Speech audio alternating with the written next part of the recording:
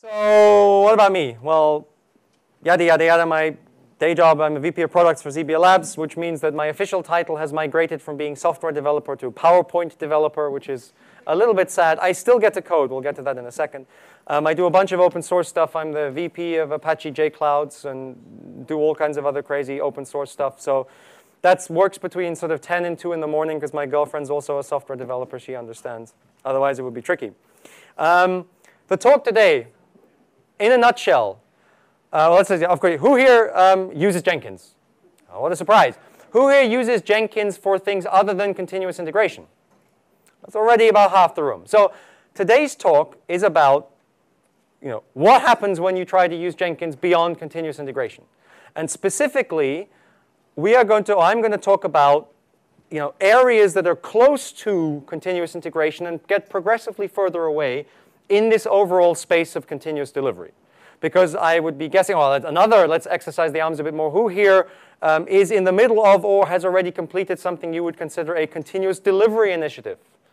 Again, about half the room. So we can have the debate over beers what continuous delivery actually means and how it's different from DevOps or not. Oh God, that could take forever. Could be an entire talk in its own right or a PhD thesis. But yeah, so what most of you, I think, will have found is that there are more things that need to be done if you want to do continuous delivery right than just have a build server. And for some of those, Jenkins is a really good choice, and for some of those, maybe it's not such a good choice. And based on my personal experience, having sweated through a lot of these projects, I will try to talk about when I think it's a good idea and when I think it's not a good idea. Right, they asked me to put some crazy, because I'm a bit of a head in the clouds kind of guy, they asked me to put up some crazy photo. So that's me at the bottom there, failing, I think, to get onto a 9-way stack. But yes, I have my head in the clouds more often than you might think, and sometimes it's a lot of fun. Right, the agenda for today's talk. So I'm going to talk a little bit as an introduction. For those of you who didn't put your hands up on the second question, this move from CI to CD, and potentially beyond, I'm not going to spend so much time on that, but just to set the scene. And then I'm going to talk about quote unquote components of your continuous delivery machine. In other words, those types of tooling or tool support that you typically find that you will need when you build out from CI. And then I'm going to answer or try to address the one question that maybe we're all here to understand, build by, use Jenkins. And I'll finish it with a couple of real-world examples of stacks that we've run into both professionally now from a lab's perspective, other projects I've worked on. Because, of course, I can already tell you there is no one right answer for whether to use Jenkins or not in certain situations. It really depends a little bit on your context. And we're going to spend maybe 5 or 10 minutes looking at 3 specific examples and giving you some pointers about that. All right, now the obligatory, well, what do we actually do? How am I even qualified to stand up here apart from being a cloud head? We build a bunch of tools in the continuous delivery and DevOps space, or really, I don't like using these terms at all, in the space of trying to make the process of getting your software to your users quicker. Because that's really what it's about, right? And we try to solve, we know that there's many, many tools out there you will need, and there will not be, oh, look, I found this rack. It's $10 million. It does everything you need. Like, that's not the way we want to do things anymore. So we try to build tools that play nice with the overall ecosystem and that specifically solve problems that are not very well solved today for certain contexts. Like, we tend to be bigger and better kind of in the enterprisey space if you have not 3 servers on Amazon, but if you have 300 servers with all kinds of different technologies and so on. So we have a sort of CD management, like a pipeline orchestrator, an application deployment tool, and a tool which is basically Splunk for test results, like trying to show you all your test results in one place. That's probably as much as I'm going to say about our tools. If you're interested in any of that, come and see us downstairs or catch me anywhere. We can give you the longest demos that you've ever sat through, or we can try and make them shorter. Obviously, the categories that I'm going to talk about will come back here, and part of the reason I'm qualified to talk about these categories is because that's what we do every single day. All right, the big picture. So the big picture, of course, and maybe one final question. Who here would consider themselves like a doer, a technical person? And who would be like an overseer, no, a manager? Sorry. dangerous conflation of terms there. But I'm thinking too many songs in my head here. Officer, officer. We're almost, so the big picture in the market, and you know, if you look at the posters here, and if you look at the posters at the airport, for goodness sake, but this is San Francisco or this is the Bay Area, is that everybody's moving to DevOps or continuous delivery. And of course, that's not true in real life. There's plenty of companies that are not doing this. But the overall theme, you've heard it many times before, every company is a software company. We all need to figure out a way to release our stuff faster, otherwise we get eaten alive. That's more or less the story. CD is very lucrative and compelling because it promises, like every other trend before it, to do things faster, better, and cheaper, magically. You know, you've heard this story before. There's just two facts, I mean, just because I think they're interesting facts to know about. Because even though this is a story, part of this is really true. There's a very interesting deck out there about disruption across different industries produced by some analyst company. And they made two very interesting points. Well, the one point that I really care about, in 2000, I think it was in 2001, no, 2005, the estimated cost of setting up the server, like IT infrastructure that it would take to build a company to rival a financial services company was something around $1 million. By 2015, so 10 years later, it had gone down to $1,000. So that's the kind of, that is really the reality of the environment we live in. Now, you know a lot of this because a lot of you work for those $1,000 infrastructure, companies that are doing the disrupting, so I don't need to tell you this. But even though this is a lot of marketing hype and yada yada, it's actually true. So it's worth believing some of this stuff. So in that bigger picture, when we say we're all doing CD, what does that actually even mean? Like continuous integration, what is that about? Jez Humble very famously said, if you think continuous integration is running Jenkins or any other CI server, you're wrong. And he's right. Continuous integration is a process, it's not a tool. I mean, of course, in reality, you need a tool to do it, and Jenkins is by far and away the market-leading tool to do this. Continuous integration is exactly what it says. It's the process of continually integrating your software to make sure all the bits work together. On master, if you read the book, right? Trunk. So ironically, the idea of like doing branch-based, having jobs for your branches in Jenkins is kind of like anti-CI. But that's a totally different discussion that we can, again, have over a beer. CD is not about just making sure that these components work together, but that you actually take them and put them out in your production environment where your customers can use them. Because, of course, that's the only place that they're really valuable. Like, I, as a developer, I've been through some interesting kind of perspective changes in my view of software development. I still am, and certainly was, incredibly proud of having beautifully formatted files, nicely laid out code repos, no tabs and spaces mixed, all that kind of good stuff. And I worked on a bunch of projects where our main view of our users were, oh, those stupid idiots, right? And that's, of course, absurd, because our software is only interesting for our users. And one of the things we try to do at Labs, which is a really new thing for me as well, is to actually expose our developers to our users. I can tell you, the motivation to write a feature or fix a bug, if you know the person it's affecting, like personally, is massively different from if it's some faceless person behind a ticket who you think is stupid. But OK, again, a slightly different story. CD is about getting stuff out to production. Beyond is another very interesting discussion because, of course, a lot of the focus on CD right now is to try to build this beautiful automated conveyor belt that moves your code from your repo to production. But that's really only half the interesting story. The really interesting story, and again, this is a slight tangent. I'm going to stop these tangents because we need to get back to the main thing, is to make a feedback cycle out of this. Like, really, CD, from my perspective, is about applying the scientific method to software development. What does that mean? We have an idea. Why are we even writing this feature in the first place? Well, we're writing it because we think it will do good things. It will improve the resilience. It will improve the speed. It will make our customers buy more stuff. Whatever the hypothesis is behind the feature, there must be some reason to build it. Otherwise, you probably shouldn't be building it. Could also be, my boss said it's got to be in there. That's a hypothesis as well, right? And then you do the work, you write the code, you test it, you run it through staging, and then eventually it gets into production. And then what should you do? Well, most of us, and most of the projects I've always worked on, then you forget about it and you move on to the next thing, unless it blows up. And what you forget is the idea, well, did it actually do what we thought it would do? Because What's the point of having the hypothesis in the first place if you can't monitor at the end whether it actually worked? So I think where we really need to go with our thinking is to say we have a hypothesis attached to an idea, we execute in terms of getting that idea into production, and then we go measure. And if you read a lot of the sort of CD success stories, most of those companies invest very heavily in kind of production data gathering in order to validate whether the things that they're building actually make stuff better. And that's ultimately, and this is not new, right? We think as software developers, this is revolutionary, like never been done before. Marketing has been doing this for like 20 years, or maybe a bit less. Like Mad Men, marketing is no longer about, oh, we'll all go sit in a room and think of some ideas, yeah. It's all data-driven. It's like you build a campaign, you do A/B testing, you do measuring, you iterate. So all we're trying to do is apply the scientific method.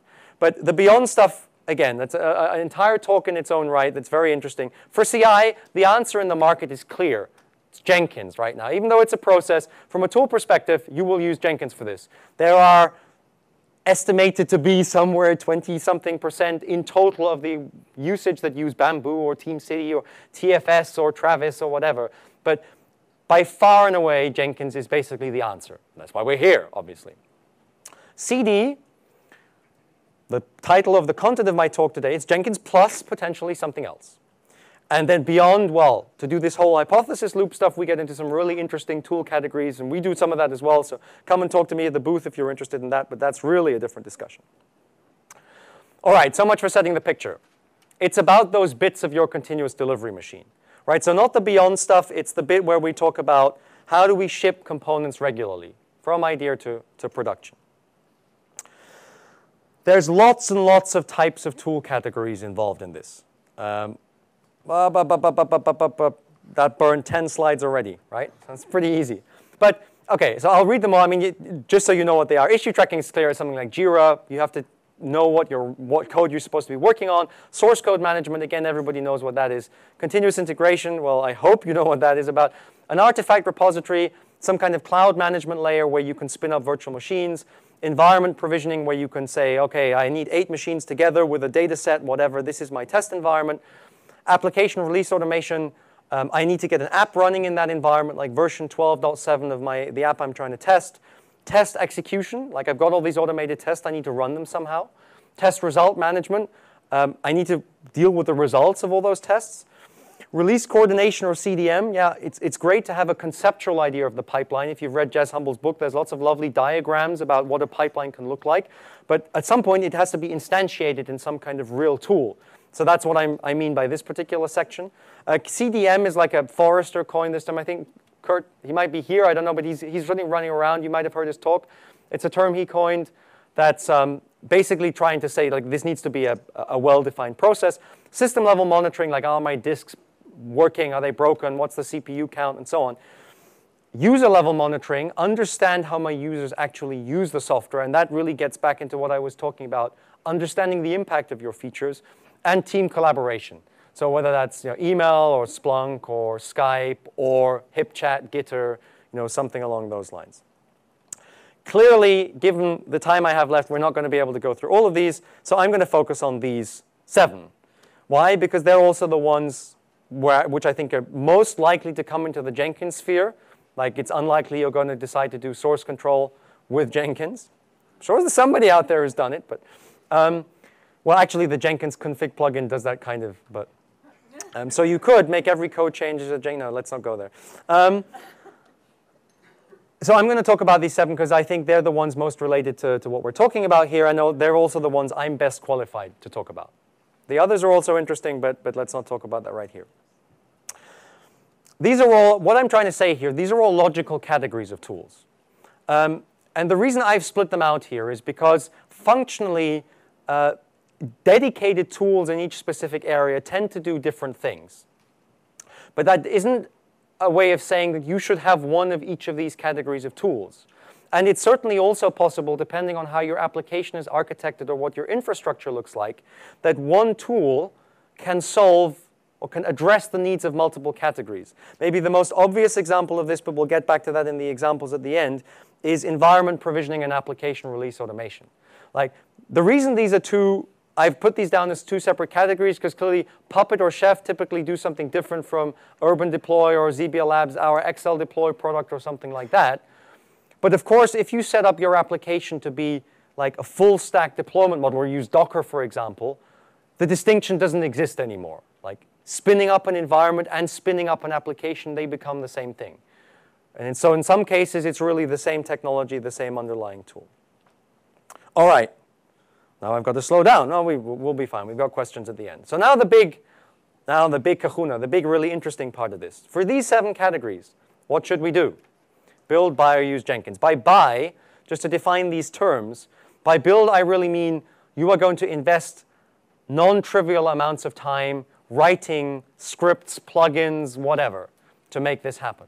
And by buy, I mean you are either going to buy an off-the-shelf product or just use an off-the-shelf open source tool for free, where obviously there will be still an amount of configuration and tweaking and so on. So the line is, but there is a well-defined external entity that you're going to use as opposed to basically having to spin up a project on your own. And of course, in the Use Jenkins, there's also some plugin configuration and stuff like that to do. So this is something I've already said before. As a Jenkins user, there's really only one question that comes up here. Now, I have to be careful what I say at the Jenkins user conference without being shot. Really, the right way to choose tools should be from, I have a specific problem, what's the best way to solve the problem? As opposed to saying, I have a tool, can I use the tool to solve the problem? Right?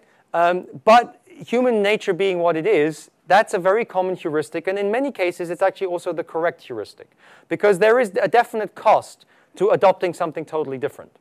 And in the general case, using the tool you already have is probably the right choice to make. But to start with that kind of approach is already maybe something we need to think about, because the danger, of course, is that naturally, you get the sort of death by 1,000 cuts, or maybe death by 1,000 plugins would be more accurate. It's like you start with a couple of plugins because you've got Jenkins for CI, and then you discover that there's also a plugin to make the cappuccino in the morning and one to order lunch, and eventually you end up with this server that looks a little bit like this, and some of the plugins start to be incompatible with each other, and then some of them break in the next version, and so on and so forth. So there are risks associated to this particular thing.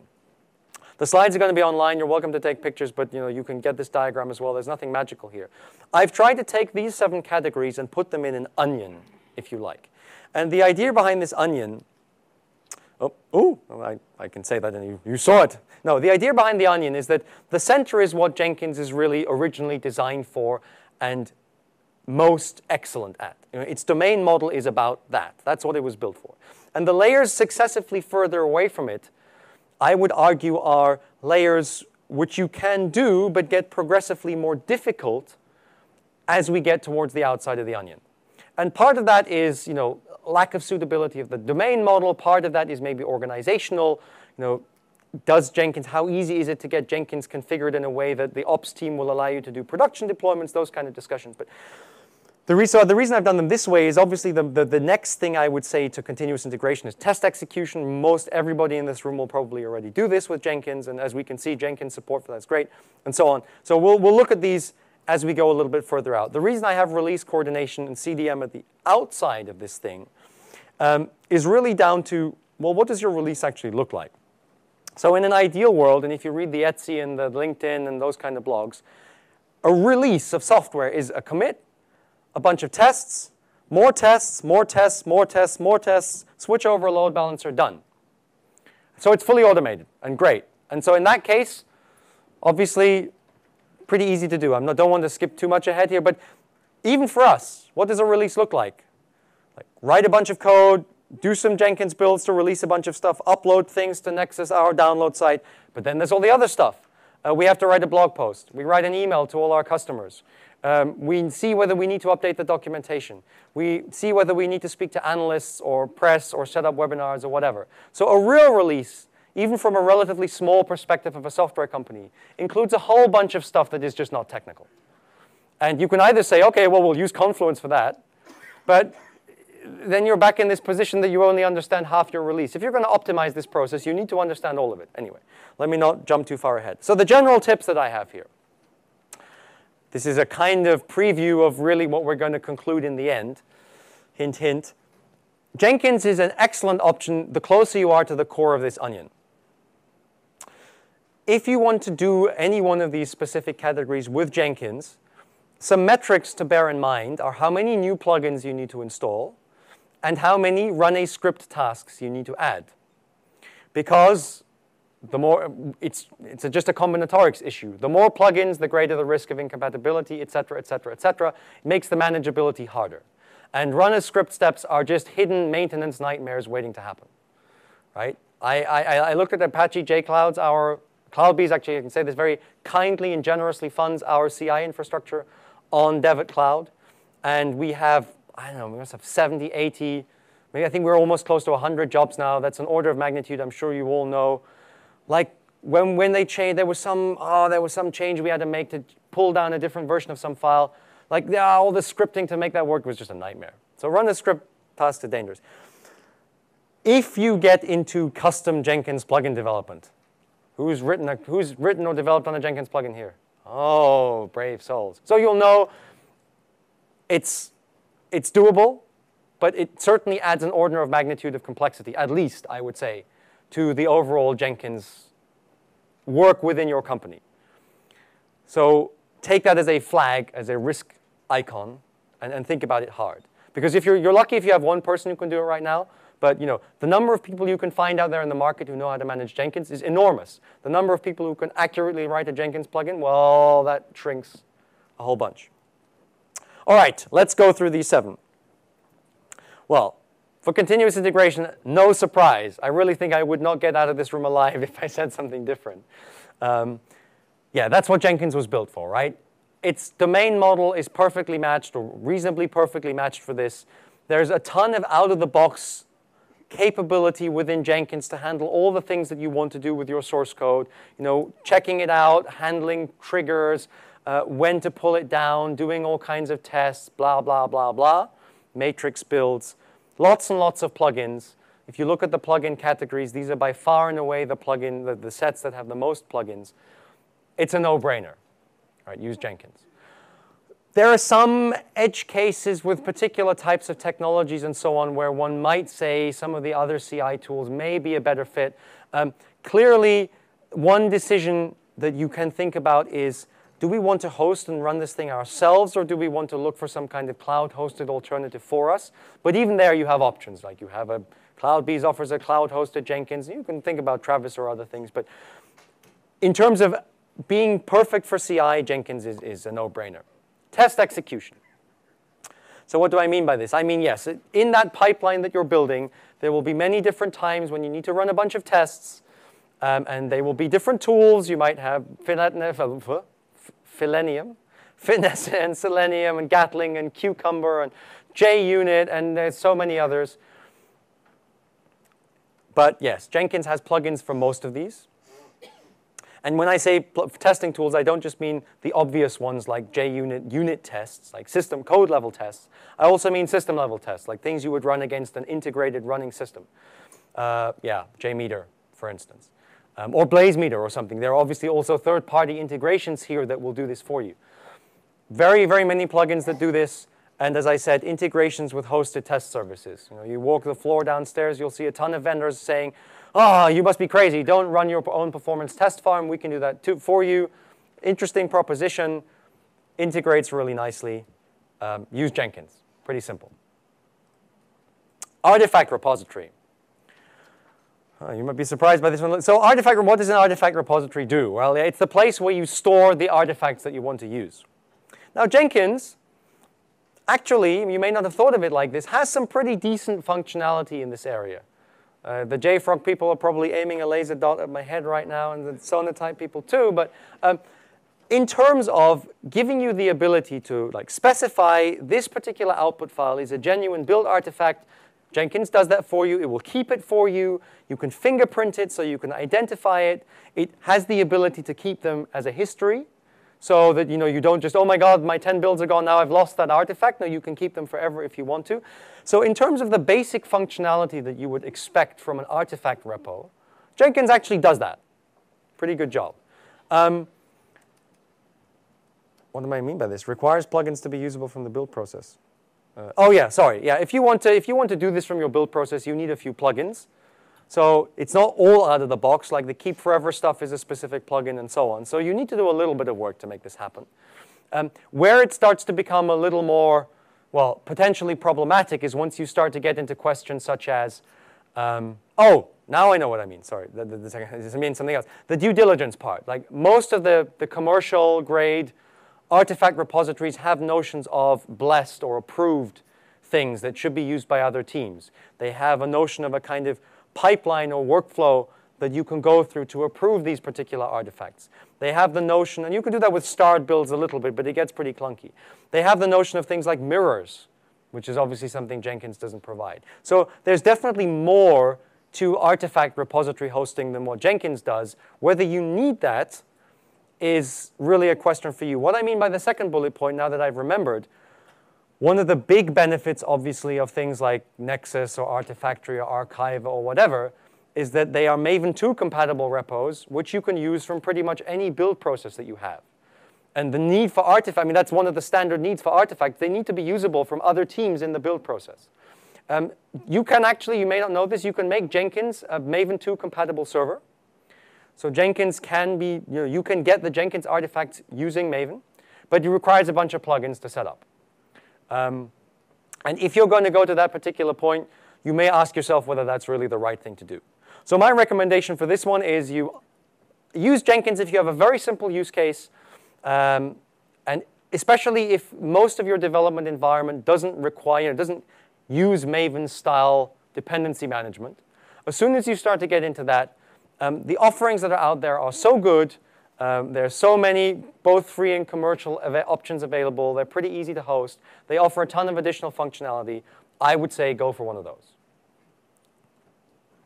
Test result management. Right, so what do I mean by test result management? I mean the fact that, yes, you have test execution that will run your tests, but then you have all the results of the tests.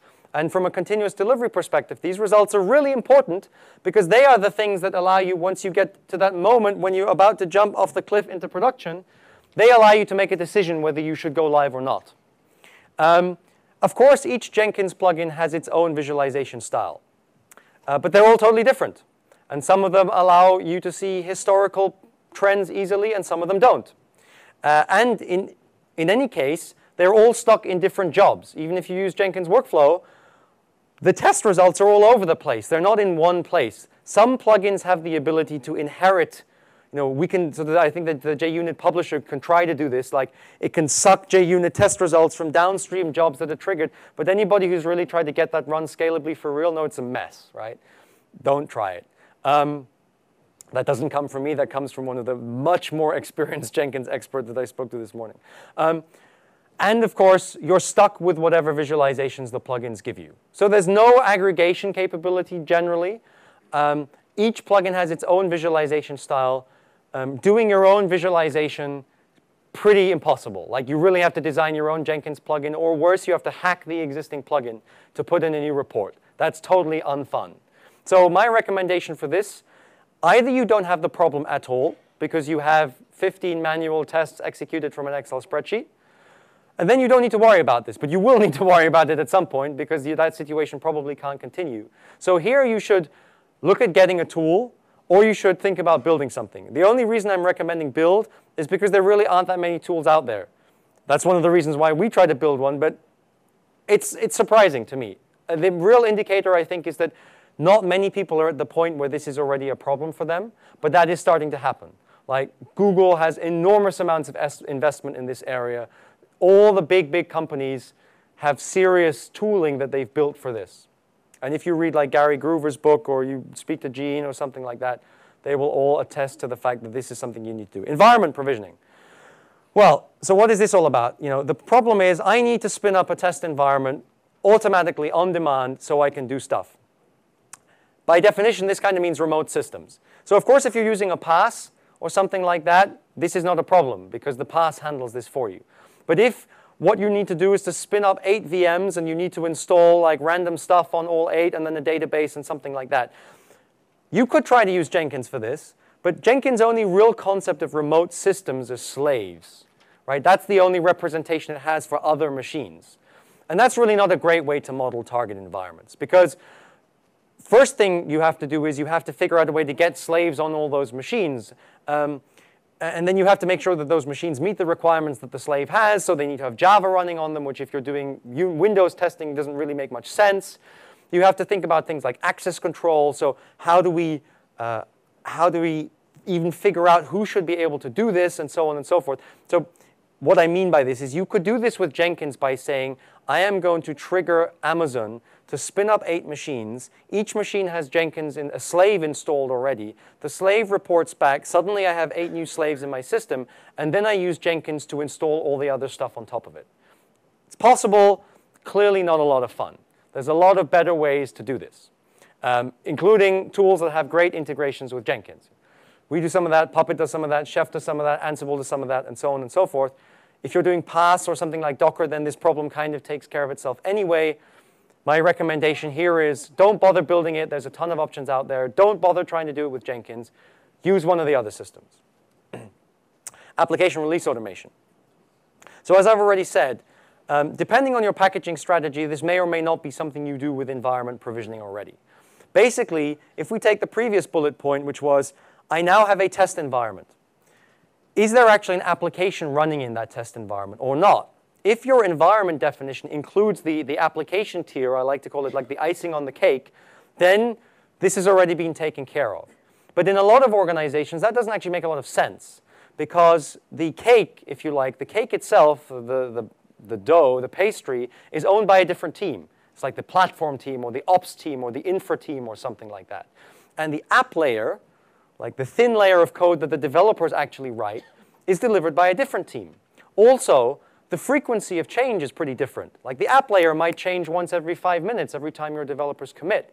If you have a pretty heavyweight environment set up, trying to spin up a new environment every time a commit happens is just way too heavy, also expensive. And if you think this sounds like incredibly old-fashioned and like back in the days of like WebSphere and WebLogic and that kind of stuff, Google and Amazon, people like that, work in this way, right? They don't spin up full on-demand environment. Not everywhere, of course. They're way too big to do that. But they have this very clear distinction between the underlying platform on which things run and the app code. And there, as a developer, even though they might use containers internally, you do not define the whole system. There is a distinct split between the app code version and the platform version. So obviously, if you're doing a pass, this is handled automatically. You give a pass your code, and it'll do the deployment for you. So you don't need to worry about this.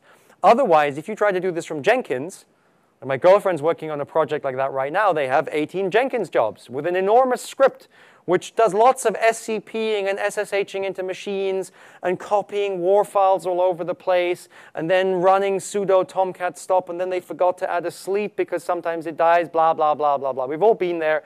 I see some heads nodding. Like, it's not fun. You can do this for the first project. If you're not doing this at any sizable scale, this is doable. You can use Jenkins if deployments are handled by the target technology, by which I mean if you're integrating with like Cloud Foundry or something like that, perfect. There's really nothing you have to do. You make an API call, Cloud Foundry does the rest.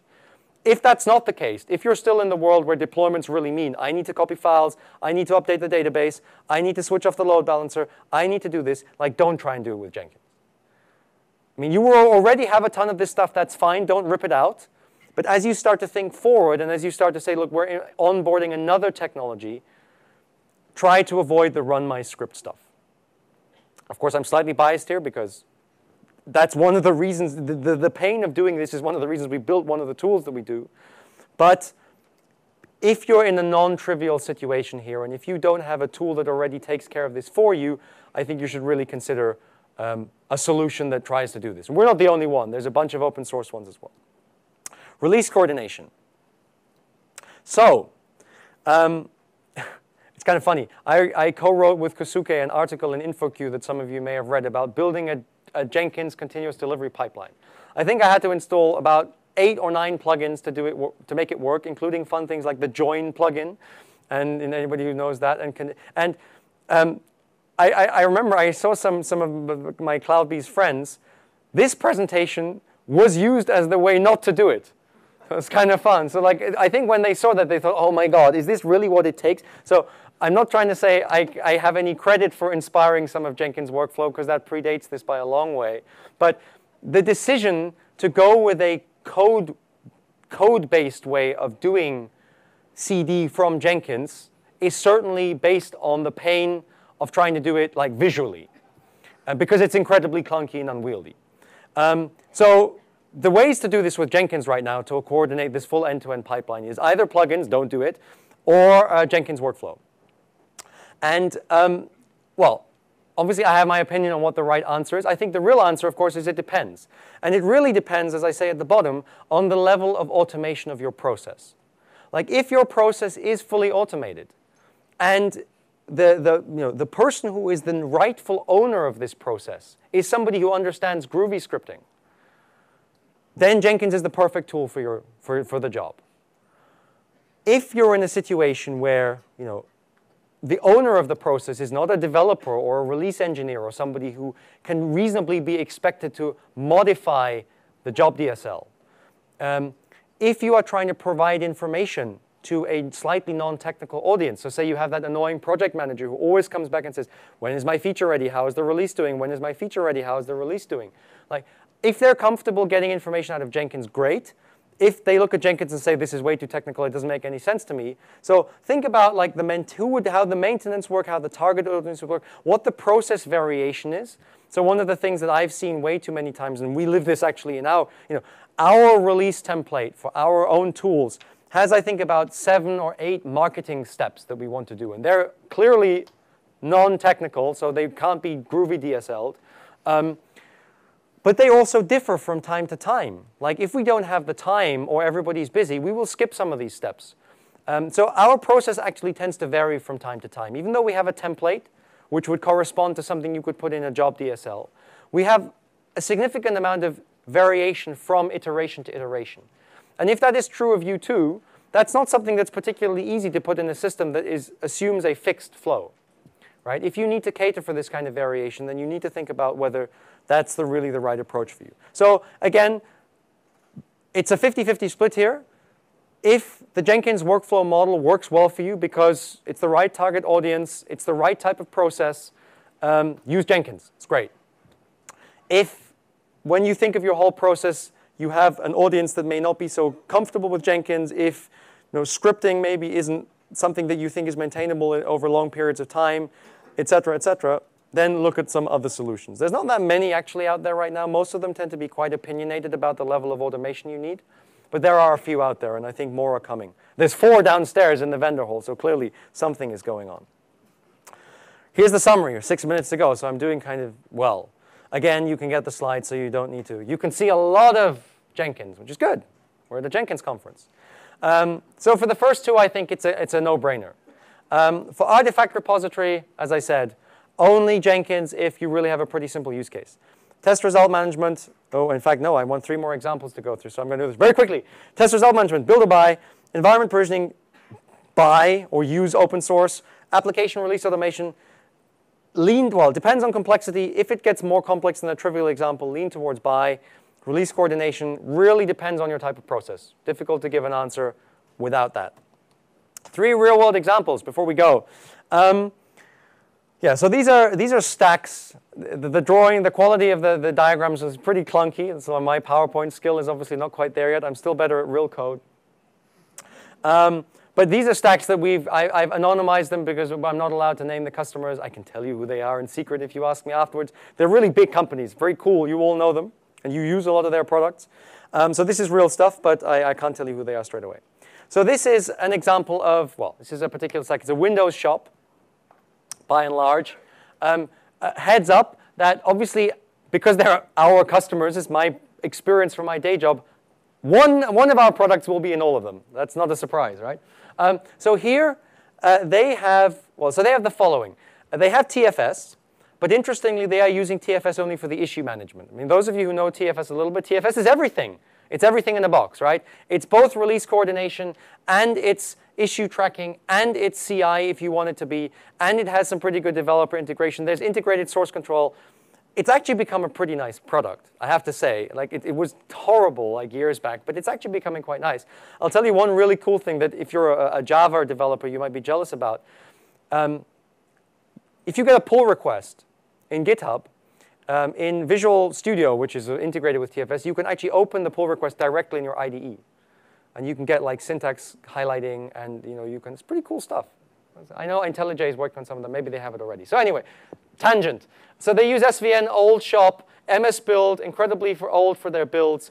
They've solved the test management problem by really only having one type of test. And that's an easy way to solve it. Like, they only need the Selenium reports because that's all that they do. Selenium is all there is from a testing perspective. They have Link as their communication tool. Microsoft Shop, what a surprise. And then they have, for the sort of environment provisioning stuff, they have, well, VMware. So they have some App Director stuff and some vCloud, vSphere stuff. And they have Azure, the PaaS version of Azure. So Azure is both an EAS and a PaaS version. And obviously, Azure as a PaaS takes care of app deployment and environment provisioning. They have some scripts on top of VMware to do like installation of, I think, IIS. And they're trying to look at PowerShell DSC. But it's really just batch scripts and PowerShell that they have. Interestingly, and this surprised me a lot at first, they use a dedicated ARA tool, XL Deploy, on top of Azure as a PaaS, which initially for me made no sense. I wouldn't recommend that in general. What they said was important to them is that they wanted a consistency of a model from their Jenkins. So the point was that Jenkins could talk to each of those two stacks individually just fine, but that would mean that you have different plugins, a different access control model, and so on and so forth. And they said from an authorization perspective, we value, even though you're not really doing much technically, you're just giving it to Azure, and Azure is doing all the work, we value the fact that we have a consistent access control model across our platforms. So yeah, there's multiple types of platforms in here. They have an old style one, and then they're moving to a sort of new funky one. They have one end-to-end orchestrator. Jenkins does the entire pipeline end-to-end. And they have one test tool. So they don't need test aggregation. The next one. So here, I can't remember which one this was. So here we have a slightly more interesting setup. So we have another commercial issue tracking tool, version 1 here. So they found the need for an enterprise tool. They use Slack. They've gone pretty trendy on their team communication stuff. They use slightly more modern build and source control stuff. And they have a mix. They have a release process that looks much more like the process I described with a lot of manual stuff. Jenkins does pretty much everything you need to do with the actual code. All the building, all the publishing to artifact repos, all the triggering of the tests, and so on. What they do in XR release is the more manual, boring, like we need to have a test meeting to evaluate the results. We then need to write a bunch of posts, have a meeting with clients, and so on and so forth. They have AWS, so all their stuff runs on AWS. They have Puppet, and they're moving to Ansible because they don't like Puppet all that much right now. And interestingly, for artifact stuff, as part of this move, by trying to go more Amazon-centric, they are wondering whether they need a serious artifact repo. And so they're basically going to use S3 because they've also looked at things like CodeDeploy. AWS CodeDeploy is like an Amazon service. And that really, S3 is the artifact repo that uses as input. For the test management, they had to build something themselves. Like an in-house DB, they really struggled with that, and they built it. MySQL, bunch of developers sitting there building front-end reports. It's not fun, but that's what they have. OK, so I mentioned most of this already. There's two orchestrators. The technical bit is all done by Jenkins. The more boring, like ServiceNow, process-heavy part is done by us. These also happen at different frequencies. Like this is a sort of release train model. Jenkins runs every commit. But the XR release part, the final slog to production, runs once a month. And so there's a sort of tandem frequency split here as well. They have an in-house developed database they're migrating, and they're considering to move to S3, which I think is an interesting, I'm not recommending it necessarily, but as the cloud develops now, for some people, Docker Hub might be the new repo. So I think there's some interesting points there. The final one.